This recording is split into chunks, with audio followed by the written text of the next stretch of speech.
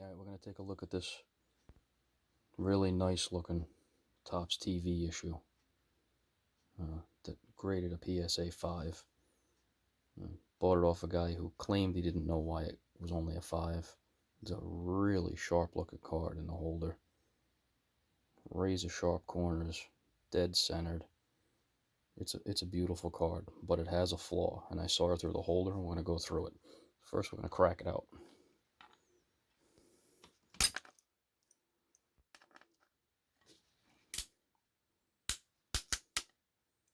Okay, I just use a pair of small dikes. Take a little chop off the inside. Then I either use a dental pick or a flathead screwdriver. Get right in between the seam at the flip.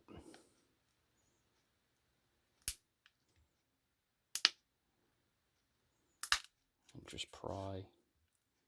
Try and pry along the top. Just a flathead now that I've made enough space. Get it in there. Try and pry across the flip. Just twisting the handle of the screwdriver.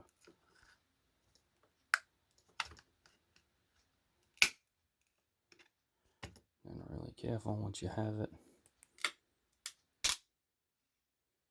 Try and peel it open.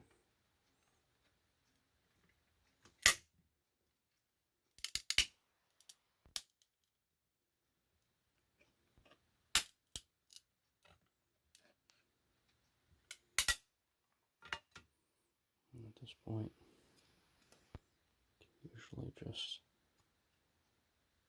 get under the card and really gently just slide it out. If there's any fingerprints on it, they'll be from me just now.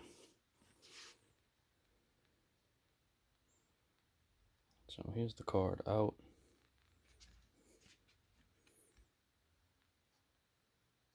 Right.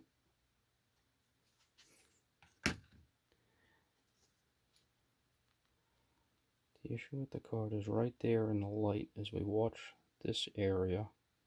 Look right here. You can see the reflection. This hole, there's the line right there. It has a depression. The card surface is depressed all the way across. It has a giant push across the whole surface, which takes it from probably a 9 or a 10 to, they call it a 5. Sometimes you got to look really close to see why something's not what you think it is. There's a little closer of a zoom in a different, more intense halogen light bulb.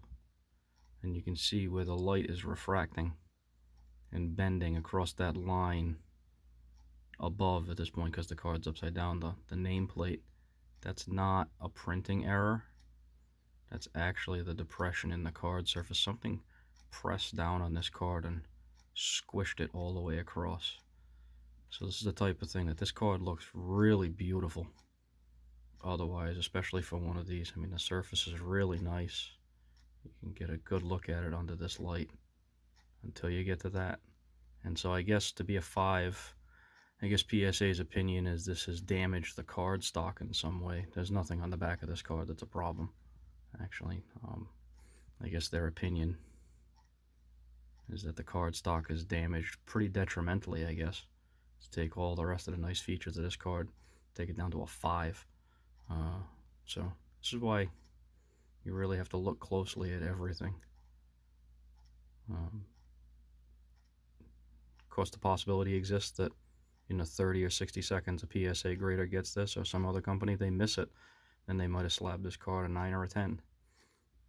But all these opinions, the condition is a little subjective as well. I'm not entirely sure I would have taken this card, Roger Clemens, or anybody else, Don Mattingly, or Tony Gwynn, or Joe Sambito, or Luis Rivera. I don't know that I would have hit this card for half of its condition down to a 5 for this.